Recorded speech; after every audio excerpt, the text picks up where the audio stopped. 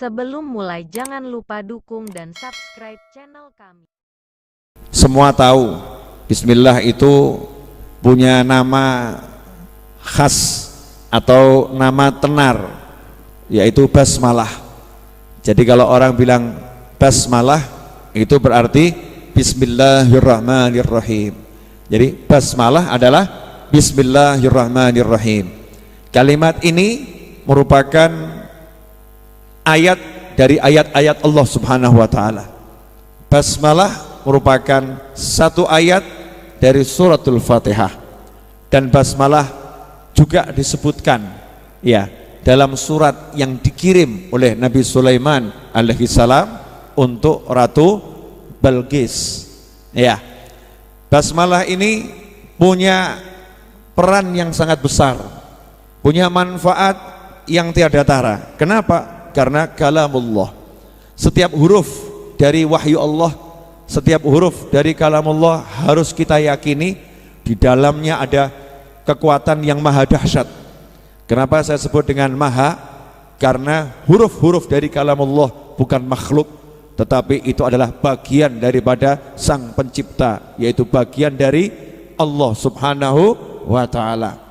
Karena itu Allah mewahyukan, "Lau anzalna hadzal Qur'ana 'ala jabalin la ra'aitahu khashi'an mutasaddian min khasyatillah." Seandainya lau anzalna, kami turunkan hadzal Qur'an, Al-Qur'an ini kepada gunung, gunungnya akan hancur lebur karena khusyuk, karena takut kepada Allah Subhanahu wa ta'ala. Satu huruf turun pada gunung, gunungnya hancur. Tapi kenapa kita mendengar huruf-huruf itu kitanya nggak hancur? Ya, kenapa kitanya tetap utuh sebagai manusia? Jawabannya menurut para ulama adalah karena Al-Quran itu tidak diturunkan langsung kepada kita, tapi Al-Quran diturunkan langsung kepada baginda Muhammad sallallahu alaihi wasallam. Al-Quran sudah diterima oleh dadanya Nabi Muhammad SAW, hatinya Rasulullah, kalbu baginda Muhammad SAW. 30 juz semuanya diterima langsung. Nah, karena udah diterima oleh hati yang paling kuat, jiwa yang paling kuat, bukan diterima oleh gunung, tapi diterima oleh hati baginda Muhammad sallallahu alaihi wasallam.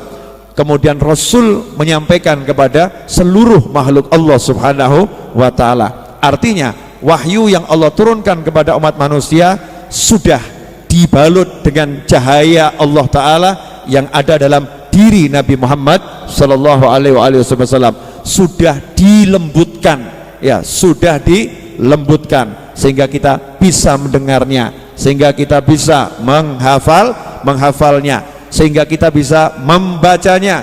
Semua ini adalah barokah dari keberkahan-keberkahan yang Allah berikan kepada baginda Muhammad sallallahu alaihi wasallam. Seandainya tidak turun ke dada Rasulullah, lau anzalna hadzal Qur'an, seandainya Al-Quran ini kami turunkan kepada gunung, hancur. Tapi Al-Quran enggak diturunkan pada gunung, diturunkan kepada Nabi Muhammad sallallahu alaihi wasallam. Karena itu kalau kita baca sejarah bagaimana proses turunnya wahyu, apa yang dialami beberapa sahabat. Ada sahabat yang lagi duduk bersama Nabi Muhammad sallallahu alaihi wasallam. Saat itu paha Nabi Muhammad SAW berada di atas paha sahabat lagi duduk berhimpitan, pahanya berada di bawah paha Nabi Muhammad SAW. Saat itu Nabi SAW tampak terdiam dan sahabat menahan rasa sakit. Tapi itulah sahabat, walaupun sakit diam, beda dengan kita. Kalau ada kaki guru kita nempel ke kita kesakitan, kita mengatakan, "Guru sakit, gak kuat," ya, kita akan komentar dengan wajah dan lain sebagainya. Tapi sahabat Nabi Muhammad SAW menahan rasa sakit itu. Beliau mengatakan, rasanya mau remuk ini, paha saya rasanya mau remuk. Ternyata apa yang terjadi saat itu, Nabi Muhammad SAW lagi mendapatkan wahyu dari Allah Subhanahu wa ta'ala. Tubuh Rasul menjadi beratnya luar biasa. Itulah kalamullah. Karena itu ikhwani rahimakumullah, jangan pernah merasa kecil kalau Anda sudah mendapatkan ayat daripada ayat-ayat Allah Ta'ala. Kalau lidah kita, kalau telinga kita, hati kita diizinkan oleh Allah Ta'ala untuk mendengar, untuk melihat, untuk membaca kalamullah, berarti kita punya sesuatu. Kita punya sesuatu yang luar biasa. Sayangnya kita nggak tahu cara makainya. Sayangnya kita nggak yakin dengan kekuatannya. Sayangnya kita nggak pede dengan kebesarannya. Sayangnya kita nggak mantap dengan kehebatannya. Beda dengan para ulama yang terdahulu. Beliau yakin setiap huruf adalah obat, setiap huruf adalah kekuatan, setiap huruf adalah fadilah, setiap huruf adalah pahala. Makanya beliau sangat perhatian kepada kalamullah. Di antaranya adalah basmalah. Sebagaimana disebutkan oleh Nabi Muhammad sallallahu alaihi wasallam, kullu amrin, segala hal yang penting dalam urusan agama Allah taala tidak diawali dengan basmalah maka terputus. Ya, terputus apanya? Barokahnya sedikit, atau dikatakan tidak ada berkahnya, nggak ada barokahnya. Minum kopi ini insya Allah enak, ya. Makan nanti setelah pengajian insya Allah enak. Tapi kalau makannya lupa baca basmalah, minumnya lupa baca basmalah, dapat enaknya, kehilangan barokahnya. Termasuk hubungan suami istri, lupa baca basmalah, cuman dapat enaknya, kehilangan barokahnya. Orang yang bekerja lupa baca basmalah, dapat untungnya, kehilangan barokahnya. Semua yang baik gak diawali basmalah, hilang barokahnya. Dan inilah yang sekarang kita banyak kehilangan barokah. Memandang remeh basmalah, enggak mengagungkan wahyu Allah, enggak percaya betul dengan firman wahyu Allah subhanahu wa ta'ala. Seandainya kita percaya, maka kita duduk baca basmalah. Nah ini duduk kalau enggak baca basmalah, duduknya mungkin enak. Tidur enggak baca basmalah, bismika Allahumma ahya wa bismika amut, tidurnya mungkin ngoroknya terdengar satu kampung, nikmatnya luar biasa. Tapi tidurnya enggak ada barokahnya. Maka berkah ini yang harus jadi poin kita, tujuan kita. Cari yang namanya barokah, bukan cari untung, bukan cari laba, bukan cari enak. Nomor satu al barokah, dan berkah itu diawali dengan huruf ba. Al barokah, barokah diawali dengan huruf ba. Basmalah diawali dengan huruf ba, dan huruf yang terdepan di mulut kita adalah ba. Ba itu letaknya paling awal. Di situ ada isyarat. Kalau kamu mengucapkan bismillahirrahmanirrahim, kamu akan mendapatkan barokah dan kamu akan dipenuhi dengan albir, yaitu kebaikan. Sayangnya seringkali kita kalau makannya enak, bismillahnya lenyap seketika. Kenapa? Setan tidak mau kita mendapatkan barokah. Makanya berkahnya dicuri sama setan. Karena itu dikatakan orang yang makan lupa baca basmalah, setannya ikut makan. Orang yang minum lupa baca basmalah, setannya ikut minum. Imam Nawawi nggak mau kehilangan barokah. Ilmu kalau nggak diawali basmalah mungkin disampaikan dengan kalimat, dengan kata-kata memukau, banyak orang terpana, mungkin banyak orang yang tersungkur, mungkin banyak orang yang pingsan, mungkin banyak orang yang nangis, tapi tangisannya nggak ada barokahnya. Keluar majelis seperti nggak ada sisanya. Ya, tersungkur pingsan, cuman dapat pingsannya. Setelah itu nggak ada barokahnya. Kenapa nggak ada barokahnya? Yang belajar nggak baca basmalah, yang mengajar tidak baca basmalah. Karena ilmu bukan indahnya kata-kata, ilmu bukan rangkaian kalimat, ilmu bukan susunan ayat, ilmu bukan hadis yang dihafal dan dipaparkan, tapi ilmu minas sudur ila sudur. Al-ilm huwa nur.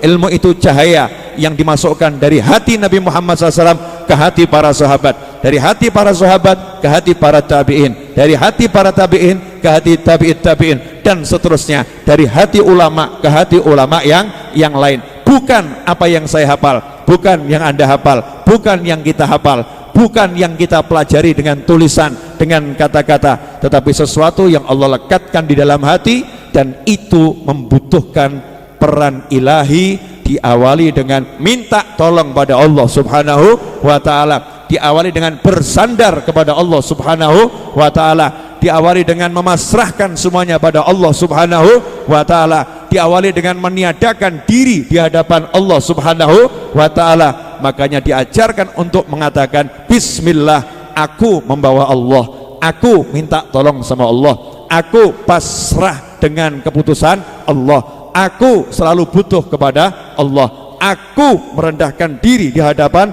Allah. Aku gak punya apa-apa, aku tidak ada, yang ada bismillah, billah, dengan Allah, yang ada hanya Allah subhanahu wa ta'ala. Setelah seperti itu, orang yang menggunakan bismillahirrahmanirrahim akan menjadi manusia super. Kenapa? Tak kenal lelah, pantang menyerah, anti pesimis, selalu optimis. Kenapa dia selalu optimis?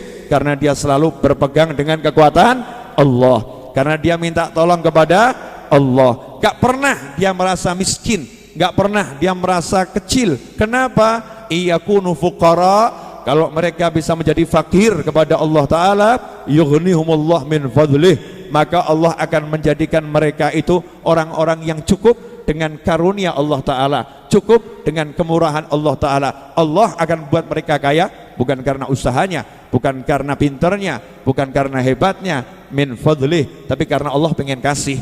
Ya, Allah pengen kasih dia hadiah dari sisi kemaha pemurahannya Allah subhanahu wa ta'ala. Syaratnya iyakunu fuqara, kalau mereka bisa menunjukkan kefakirannya di hadapan Allah subhanahu wa ta'ala, menunjukkan butuhnya di hadapan Allah subhanahu wa ta'ala. Makanya dalam bismillahirrahmanirrahim adalah kunci jagat raya, kunci alam semesta, meniadakan diri, yang menyandarkan diri hanya pada Allah subhanahu wa ta'ala. Bikan makan wa biyakun mayakun, berkat aku, dengan aku, karena aku, kata Allah Ta'ala, yang telah terjadi dan yang akan terjadi. Tanpa Allah tidak ada yang bisa terjadi, tanpa Allah tidak ada yang akan terjadi, tanpa Allah tidak ada makhluk, tanpa pencipta makhluk tiada. Makhluk ini ada karena dicipta oleh yang maha mencipta. Makanya orang yang udah betul-betul pegang dengan bismillahirrahmanirrahim jadi kuat, jadi super, optimis, maju pantang mundur, gak pernah lelah, selalu berjuang. Kenapa? Dia punya Allah subhanahu wa ta'ala. Bagaimana seorang hamba bisa merasa miskin saat dia punya yang maha kaya? Bagaimana seorang hamba bisa merasa lemah ketika dia punya yang maha kuat? Bagaimana seorang hamba merasa kesepian kalau bersamanya yang maha rame, yaitu Allah subhanahu wa ta'ala? Kenapa Allah maha rame? Karena semua adalah milik Allah subhanahu wa ta'ala, karena yang ada hanya Allah subhanahu wa ta'ala. Bagaimana dia bisa merasa sedih sedangkan Allah bersamanya? Bagaimana dia merasa lemah, letih, lesu sedangkan Allah akan selalu menolongnya? Ikhwani rahimakumullah, inilah bagian daripada bismillahirrahmanirrahim. Maka yuk diminum kopinya dengan bismillahirrahmanirrahim. Jadi basmalah ini bawa barokah, ya, bawa barokah. Makanya nih yuk kita cek diri kita. Kalau hidup kok tampaknya nggak berkah nih loh, kerja nggak dapat duit, ada ndak yang begitu? Ya, kerja nggak dapat duit, dapatnya capek. Gaji dapat, tapi duit nggak dapat. Kok bisa? Ya karena begitu dapat terus hilang tanpa sisa dan tanpa rasa. Loh, ada yang hilang tanpa sisa tapi rasanya ada ya, makan enak, tidur enak, semua serba enak. Ini ndak, hilang tanpa sisa dan tanpa rasa, kecuali rasa yang nggak enak. Ya, rasa yang nggak enak yang ada. Berarti ada sesuatu yang lepas ini. Apa itu yang lepas? Itulah namanya barokah. Sampai di sini jelas ibu-ibu? Ibu-ibu kalau mulai ngerajang bawang, brambang, lombok, tomat, ya sayur mayur, masak, ngawalinya pakai basmalah atau sambil gunjing? Kalau ibu-ibu nggak pakai basmalah, masakannya nggak berkah. Bapak-bapak akhirnya makannya dibuat lupa baca basmalah. Itu berantai itu, karena makanannya nggak barokah, yang makan pun lupa baca basmalah. Ibu, maksud hati menyindir, semoga sampai pada sasaran yang tepat. Jadi kalau masak baca apa bu? Bismillahirrahmanirrahim. Iya, mulai ini dibalin penting nih, halalan thayyiban, halal dan baik. Ya, nah ini perannya di ibu-ibu ini. Ibu-ibu boleh nanya, dulu waktu nyusin anak baca basmalah enggak? Ya enggak beb, yang minum kan anak. Ngawur kamu. Masa anak, nah baca bismillah. Wah begitu anak bismillahirrahmanirrahim, wah anak gerang, bahaya itu. Ngeri.com ya. Ini yang baca basmalah anak bayi nggak mungkin bisa. Maka yang baca basmalah siapa? Ya ibu ibunya sambil ngajarin Bismillahirrahmanirrahim. Nah, ini kalau nggak baca basmalah, ibunya ketika nyusuin anak, ya, yang diminum anak nggak keluar barokahnya itu, keluar ASI tanpa barokah. Itu ASI rasa basi, nggak ada barokah, nggak ada barokah. Jadi ibu-ibu dulu waktu ngasih ASI ke anak baca basmalah enggak? Enggak. Ya udah terjawab saudara-saudara. Maaf ya Bu, ini kan hal-hal kecil kelihatannya hal-hal kecil, tapi ini penting. Oh sekarang aja nih kalau orang pegang handphone ya, handphone, mau kirim pesan di WhatsApp gak baca basmalah. Masya Allah, salah satu guru saya itu kalau mau kirim pesan suara ke saya, selalu di awalnya Bismillahirrahmanirrahim. Ya, di awalnya Bismillahirrahmanirrahim. Di awalnya itu pesan WhatsApp-nya itu kalau suara selalu ada Bismillahirrahmanirrahim. Nah, kita ini kalau mau ngirim pesan WhatsApp baca bismillah enggak? Oh enggak. Tapi ya lihat dulu Mas. Nih kalau ganggu istri orang ya jangan baca bismillah. Haramnya double ya, haramnya double. Bismillahirrahmanirrahim, semoga suaminya enggak tahu. Klik. Aduh. Ini haramnya double. Mestinya kalau ngirim begitu ya innalillahi wa inna ilaihi rajiun. Ini balak, ini musibah, naudzubillah min dzalik. Nah, semua yang halal pakai basmalah.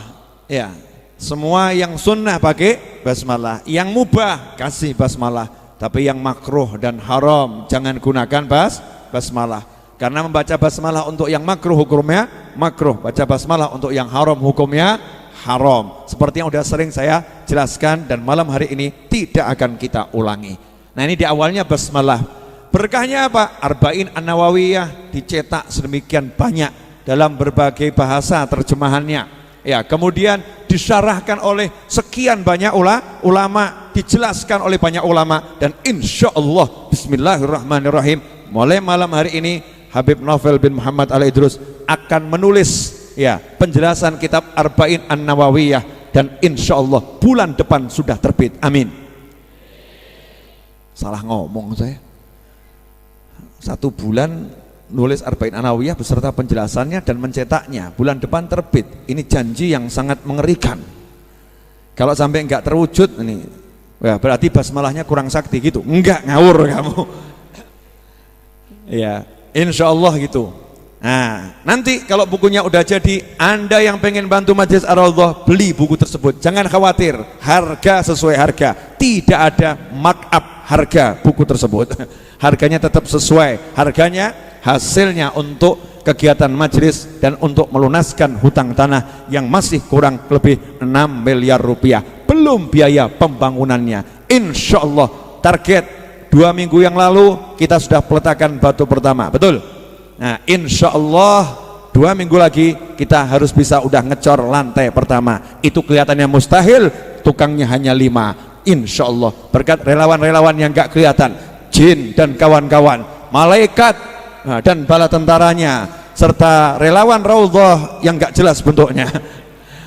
Ya, insya Allah itu bisa terwujud, ya bisa terwujud pas nanti Jumat Maulid Kliwon kita bisa ngecor lantai pertama entah berapa sentimeter. Yang penting bisa dicor. Kalau bisa selesai semua, alhamdulillah. Teman-teman relawan langsung pusing, masya Allah. Ini berarti sinyal kuat kerja bakti tanpa henti. Ikhwani rahimakumullah. Bismillahirrahmanirrahim, ini sakti. Cuman kita ini kadang nggak percaya. Dan lucunya kita ini percayanya kalau kepepet. Kalau udah terdesak, kalau udah kepepet terdesak, ya, the power of the kepepet muncul. Seperti yang udah saya jelaskan dulu ya, nyebrang jembatan, nggak baca basmalah, jembatan mau roboh, Bismillahirrahmanirrahim. Betul kan? Punya duit, wajah ganteng, ngelamar anak orang, nggak baca basmalah, wajah agak jelek, nggak punya duit, ngelamar anak orang, Bismillahirrahmanirrahim. Mudah-mudahan diterima. The power of kepepet. Betul kan ya? Ya ngebut mobilnya apa namanya bagus, nyantai, nggak baca Bismillahirrahmanirrahim. Begitu ngebut mobilnya itu remnya blong, Bismillahirrahmanirrahim. kenceng tuh bismillahnya. Jadi baru percaya kalau kepepet, baru percaya kalau terdesak. Ini kita ini salah. Seharusnya kita pakai basmalah ini dimanapun dan dalam kondisi apapun kita butuh kepada Allah Ta'ala. Basmalah kan artinya dengan memohon pertolongan Allah, dengan berkah asma Allah, dengan kekuatan Allah. Nah, orang pakai kekuatannya Allah, bahwa Allah kok kemudian gak pede. Ini kan ya anehnya luar biasa. Ketika seorang itu gak pede, berarti dia melihat dirinya, gak melihat Tuhannya. Karena itu jangan pernah lihat dirimu, kamu gak akan pernah pede. Kalau ada orang nanya, Habib, kenapa Habib bisa pede? Jawabannya sederhana, aku tak akan lihat diriku, aku suka melihat Tuhanku. Tuhanku maha kuat, Tuhanku maha hebat, maka aku pun berlenggak-lenggok berjalan, kupamerkan kehebatan Tuhanku, dan aku tak akan pernah mau memamerkan diriku. Kenapa? Diriku jelek, nanti akan tua, nanti akan jadi tengkorak, nanti akan dirubung oleh semut dan kawan-kawan. Tapi kalau Allah Subhanahu wa ta'ala akan terus membuat aku menjadi hebat dengan kehebatan Allah Subhanahu wa ta'ala. Begitulah Anda semua seharusnya jangan pernah pesimis, selalu pede, percaya di diri kalau memang betul-betul punya Allah Subhanahu wa ta'ala.